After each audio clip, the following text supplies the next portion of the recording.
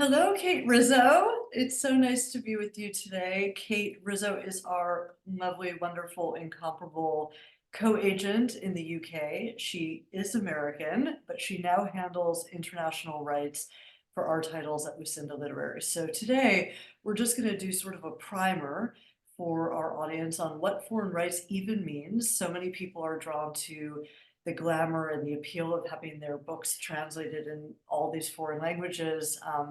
But what you do is actually more than that, and we're going to talk about the importance of that and how authors can be thinking about foreign rights, breaking into the foreign rights market. So, um, let's just start off by telling us all a bit about your background in publishing and how you got to where you are. Great. Nice to see you, Lucinda. Well, I have worked in publishing, which I am about to say this, and it kind of always blows my mind, for 20 years. And in that time, I've actually always been on the agency side. So I started kind of working with authors on a very kind of granular level, like what they're writing, what they're thinking about writing. And at some point at the agency where I was working in New York, the translation rights kind of position opened, but I realized actually it was something I'd already been working on with so many other authors in different ways. And so that's kind of how I segued into kind of being a translation agent. I've now been in the UK for about 15 years, which is about maybe 2 or 10 years longer than I thought I was going to be here. But once you're here, you're here. And so here, kind of in the UK,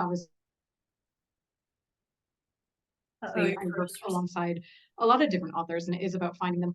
Sorry? you Oop, froze did for I a cut sec. out? Oh, am I back? Okay, yeah, I think you're good. I'm Right. just gonna make sure it matches to the way you're Yeah, talking. I know. It's all So good. anyway, so yeah, here in the UK, obviously it's I get to kind of be in contact with all the UK publishers, and also being closer to Europe, you're kind of much more, I think, in tune with what the European markets are looking for in terms of, I mean, certainly fiction and nonfiction. Yeah, perfect. And we rely on you for that, as we were just talking about a moment ago. So, and the trends being different sometimes, like Mm, sometimes they are similar, and we'll get into that, what makes for an appealing book, a US book that actually has translation and foreign appeal. But when you're called a co-agent with us, like mm. how's your what does that actually mean since you're based elsewhere? And yeah, just tell us like a tiny bit about that. Yeah, I mean, I always think about it as basically I'm an extension Yeah, of what you guys are doing in your office. And of yeah, course, you're working with the authors on a day-to-day basis and kind of, I mean, a much more intimate maybe idea to proposal to selling, but it's kind of in that phase when you are perhaps getting ready to submit the work for to the American publishers, or even maybe thinking about taking on an author, that's when we start basically communicating about what is the idea, who is this author, what is the market for this book, certainly in the UK, but perhaps elsewhere. yeah. So Yeah, yeah, we're it's great. strategizing with you. It's Yeah. really interesting as you're reminding me of that. Sometimes when we're taking on an author, sometimes before we're going to submit a Hmm. proposal, sometimes when it already has sold, and you're a part of that strategic conversation, including as we get up to the book deal with publishers, we're trying to figure out how much we can monetize those foreign rights for. Are they going to be appealing abroad at all? Which many Yeah. books are seen as American only, in which Hmm. case it's better to offer the publisher world rights rather than have you go about selling them. And then for other books, it's quite different, where they really Hmm. sort of take off in foreign languages. So we have a number of authors at Lucinda Literary. They tend to be the kind of brainy PhD psychology. Of course, fiction does really well for Hmm. you, and you'll tell us a bit more about your fiction interests. But it's just been really interesting seeing what books have stuck abroad and sort of command bigger deals there. Um, so I think we've probably touched on, for this more sophisticated crowd, does an agent control my rights or does my publisher? Answer to that is it varies. Yep. It varies depending on the deal. Publishers are usually insistent they grab for world rights. Kate Hmm. and I go together to she's behind the scenes, and I say, well, actually, our co-agent thinks that these rights could be incredibly valuable in Europe. So we're not inclined to give them up unless Hmm. you can make us a really compelling case for why to do so. So it is a strategic conversation that we're always having. And likewise, just to give a real life example, we're in the midst of negotiating now an author who has a UK deal with a big five and a big five separate publisher here in the US. And there's a discussion about who's going to have which rights, and you sort of can't sign a contract with either until you figured out exactly who's carving out what territory. So that's been a Mhm. really interesting part of the experience for us. Can you discuss the foreign landscape for new authors, first-time authors, and sort of like perennial trends that have? Yeah, I mean, I think when it comes to nonfiction, is always tricky, but that's kind of the way everything goes at sometimes. I think for nonfiction, it's the idea, and you do this so well, it's kind of authors who are experts in their fields. It's no one else could have written this book except so and so. And the topic they're exploring or the way they're exploring the topic is kind of new in whatever way. So in that way, I think we still continue to see, lifestyle, wellness, how we can live in the world and live better. Books that try and make sense of our world, whether that is obviously history, politics, or basically our kind of our bodies. I think there's obviously been a huge drive for the gut wellness, and I think that has transformed into neuroscience, into kind of general biology for the body. Hmm. Um, so I think those trends kind of keep coming around, and people are still looking for something, as I say, like how to live well, how to live better. And that can mean so many different things. And I think those trends, certainly something that's kind of either science driven or kind of lifestyle driven in terms of someone who's been living like this and can kind of show how to do something, will travel from whether that's the UK or into the Asian markets or into the European markets. Yeah. Um, What about in some of the fiction? things with nonfiction can be harder for certainly translation, because sometimes it's a topic where it's like you'll have a German publisher and say, well, that's fantastic, but we need a German person, because then that person can go on the news shows and the morning broadcasts and kind of do the publicity in a different way. But Hmm. again, there's never any hard and fast rule. It's Yeah. if it's Yeah. interesting to them, it's interesting. What about fiction, Kate? Yeah, fiction. Oh my gosh. I mean, just coming off the heels of the London Book Fair, it's been like romantasy, romantasy, Yeah, romantasy. that's what you said. I mean, and it's kind of amazing to see, obviously, like the Rebecca Yarros, and the Sarah J. Maas. I mean, I think are just two of the current examples that are, selling like hotcakes right now. Continue to see certainly rom-coms. And then I think, that topic of women's fiction, but again, that kind of high to low. So it could be, Emily Henry, which again is well crafted, well written, thoughtful, funny, women's fiction, to something like The Paper Palace, a little bit more upmarket, a little bit more nuanced, probably ways of looking at, I don't know, the female experience, I guess, is probably still the largest trend. Hmm. I love Yeah, that. I think those are the ones you see the most. And then the genre is the genre. People always want quality crime or, a great psychological suspense, but those, live in their own space. Yeah, that's great. I love The Paper Palace. I read that years ago. Yeah. So I'm wondering, that brings us to what you personally look for, like what qualities of books grab your attention. And I think what will be interesting for us both is the books we came in reading are not necessarily the books that we know how best to sell. And Mhm. finding myself in that position over and over again with so many beautiful novels coming through our inbox at Lucinda Literary, and I'm saying, Kate, throw me a line. It's romantasy, it's historical Mhm. fiction, it's sci-fi, it's genre, it's psychological thriller. And I'm thinking, God, I love reading this, but don't have the relationships or sort of like template to sell this. So for you, what qualities of books grab your attention? What do you love to read and sell? I think for like, and probably actually reading and selling, and I think at some point these have slightly merged, Mm, because also I think when I'm reading for my own time, I'm kind of curious to see, well, why is this book a yes, bestseller, yes. And so I think for me, I continue to, certainly on the fiction side, respond to stories that I can say, okay, I can see this working in America. I can see this working in the UK. I can see this working in Spain or Germany. like something that I can kind of see has like that, I guess it's just that broad appeal, and then for nonfiction, I mean, personally, I read a lot of journalism, a lot of kind of, I don't know, weird and wonderful, deep dive explorations into inane topics. You're like, why is this even a book? But thank God it is. Type of thing.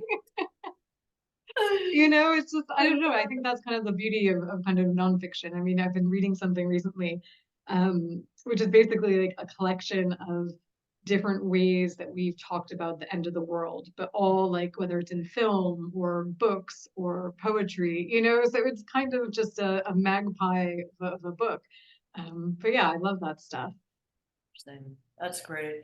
Um, Yeah. how do you, I mean, I guess the question would be, what are the indicators that an American book will be successful abroad, and does it differ by territory? So let's focus on the latter because we've sort of talked about what Hmm. makes American books successful abroad, which is both, very obvious and hard to pin down, especially with fiction being so subjective. But does it differ by territory in the Asian markets versus the European markets versus something else? Yeah, I mean, I think the Asian markets in general tend to be much more responsive to nonfiction. And again, experts in their fields or kind of, has the academic and professional background, that kind of just lends to that expertise. And so I think they that tend to do very well with kind of books on business or leadership, management, or even kind of real science and mathematics and things of that nature.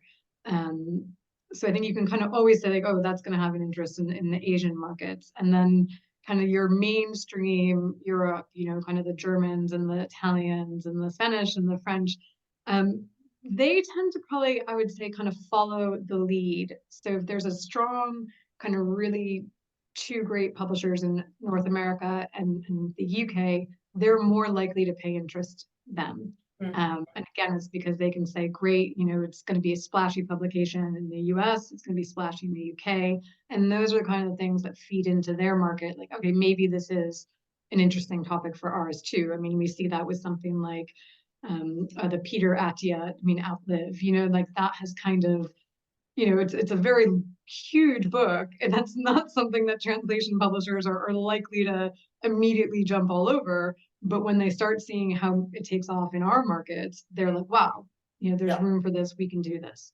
interesting. So this is a question that many writers have, which is, Mm. can I seek an American publisher? And maybe this is one more for me to answer, but it goes in the reverse too. Can I seek a publisher abroad if I haven't actually sold the rights here?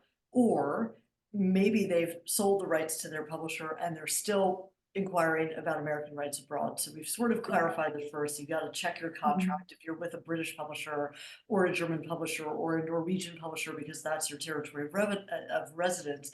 You can't necessarily, like, should they be approaching American agents? Um, Mhm. should they be approaching someone like you first and foremost if they're based in that territory? Yeah, what are your thoughts on that? I have thoughts too, but It's well, it's interesting. I mean, I think because like we're all so spread out and able actually to connect. I mean, like obviously most of your authors tend to be based in the US and Canada. I would say most of our authors, kind of mine are usually based in kind of the British Commonwealth somehow. And then some of that is just natural affinity, like right, you just kind of go to someone or that's familiar. sure. So that in terms of representation. But I mean, even actually the deal that you mentioned earlier, I've sold a UK publisher and you now have a really great US publisher. It's like actually the UK deal kind of came together a little bit faster than the US in that First. instance. And usually that does not happen. And isn't Usually it it, very that's a much is. particularly wonderful case because Yeah. instructive to authors. The editor with whom I'd had a preliminary conversation actually then went and found the author on Instagram, direct message her. So this, writers, is happening. Like if you're out there on social Hmm. media, editors and agents, me and Kate, we are contacting you that way. So it's a really, yet another reason to be present. Uh, two other, actually, let me touch on the question I'd asked. from my perspective, we get a lot of French, German, wherever they're Australian, and they're approaching me to find them an American publisher. And you'll tell me if my answer is right. I often say, you really need to find a publisher in your native country first, unless there's an obvious American audience that you have here, which you're sort of going to need to prove to me, right? You either do regular speaking here, or you've some sort of demographics on your email list or social media. And we find that with you as well. So my perspective is, don't go seeking an American agent before you've exhausted, before you can make a case for why it is you couldn't get published in your own country, or Yeah. that you have the rights available to sell if you have them. Yeah, I agree. And there's probably, there's a lot of, there's not just there's not just English language agents out there. If you're a French author or a Norwegian author, there are a lot of local agents who work the same exact way we do and represent native speakers and then license the rights to American publishers. And again, I think if you're from somewhere and kind of have a great idea, part of it is like, as you say, show that that project can work from where, like, your native market. And Yes, then we can see if it can grow and expand, because yes, they are all different. The demands for what an American publisher needs or what a UK publisher needs are two different things. And I think we hear a lot more these days about platform. I mean, it's hard to yeah. go through a meeting with a publisher without hearing that word. Oh, I know. And what would that mean, by the way, for a fiction author for you? Yeah, fiction, I think, is always a little bit different. I think fiction, because you have the quality of the manuscript itself in front of you, like it kind of speaks for itself. But I think for a lot of fiction writers, there's a huge amount of kind of online community, whether that's through X or Instagram. And again, it's about kind of like posting and being involved, whether you're a genre writer or not. I think kind of engaging with that community, because like there is like a massive kind of am writing, querying, Yes, everyone posts and is supportive with each other. yes, And actually, yes. that's probably a good way to discover new agents, or if you want to go down the route of self-publishing first and thinking about marketing and publicity.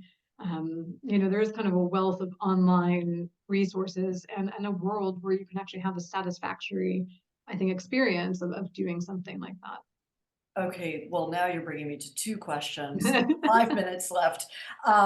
So this is a big one. Do you participate in the process of finding a translator, or does the publisher do that? So at what point does the publisher enter the translator Yeah, process? so usually the publishers deal with that completely. And again, it's because, all the publishers in all the different markets, they'll have a roster of kind of established, wonderful, translators that they work for.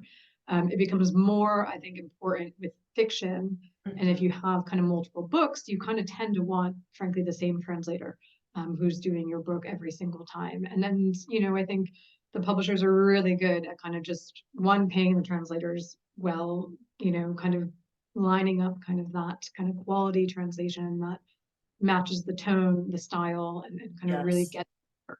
So a translator should not be approaching you for a book that you represent and saying, I'd love to translate this in my native country. Yeah, we do occasionally get those queries, and I say I'm happy to keep your name on file, and if Right. we, find a publisher in your market, I can refer you to them, and they can deal with Yeah. it. Because also I can't judge, I can't read these languages, so I rely on the international publishers we work on to Right. be able to kind of read the quality and ensure that it's met. And it's very similar with illustrators as well. Mm. One last piece of advice with our limited time. What advice do you have for writers looking for an internationally successful book? Read. Right. I think the best thing to do is kind of what is on the bestseller list, and then look at just simply Amazon UK, Amazon US, and you can kind of see what are the topics, what are the types of books, but then also read them. Like, what's the tone, the style, the quality, and kind of the level that readers and publishers expect work, to sound like. If you're French or you're Korean and you then think, but you live in America, you live in Canada, is that a natural sort of, well, they should publish my book in my native language? or heritage, or is that not a thing? It depends, like, what language do you write in? What language do you think in? And we deal Mm, with a lot of scientists who may be French or German, but actually they write in English because that's the language they used for their studies. So, in that way, I would think write whatever language you feel like, but actually, if you have your own cultural knowledge or perhaps fluent in a language, I mean, that's a huge asset for helping to find an international publisher because it means you can do promotion, it means you can do the publicity. And of course, like if you're fluent, you can certainly be involved in checking the translation and having kind of that control. right. Amazing. Okay, well, there's so much more to talk about, but There we're out kind of of is. time. Anything else I've left out that you think a new writer would want to know about getting published abroad? I think the thing is, as always, just write the book that you want to be writing, and then don't try and think like, oh, if I write this book, it's going to have 30 publishers. It's kind of write the book that you know, write the book that you want to be writing, and that's kind of hopefully enough to help carry it through and kind of find more readers. I'm sorry, one other question did occur to me. So if you're an American, because we've actually Yep. had this happen with one of our clients, Hmm. and you don't get a US agent, or even if you are querying US agents, are you also querying UK agents at the same time with no actual reason? Just like Some open, people do. I mean, widen it? frankly, I get a lot of queries from American writers, and sometimes, I guess like you say, the part of the reason why our relationship works so well is because I know the UK market differently and more intimately than you can because you're so focused on the American market. Yeah, So when I get queries from American writers, I'm like, well, I can see maybe how good this book is, but I don't feel like I'm necessarily best positioned to sell it into America because right, I don't have those relationships. It's sometimes it's kind of like, well, where do you want your book to be published first? right. And that maybe makes more sense about where you should start approaching your literary agents. But isn't it interesting that we have a book with your agency where the Hmm. author is Korean American and she is based in New York, and she actually landed an agent at your firm, a colleague Hmm. of yours, as her primary agent. And then Hmm. you all did the deal there and brought us in, and then we did the deal with HarperCollins here in the States. And now we all work again, as we love to work, in orchestration with you. But what a funny twist of events, and how sort of resourceful of the author to go about Hmm. finding you and then be able to land her sort of dream. I think she like Yeah. announced it was a 4-book deal on social media because she was being published in all these different territories at once. So anyway, we have to end our interview there, but thank you so much. This is really, really terrific to have your insight. And for those who don't know Kate, she's just the best. She reads everything, making us all look very slow. Just, fantastic experience and relationships abroad. So thank you so much, Kate. Thanks for Well, joining thank you, us. Lucinda. It's a Okay. pleasure always. Yes. Talk to you soon. All Bye. right, bye.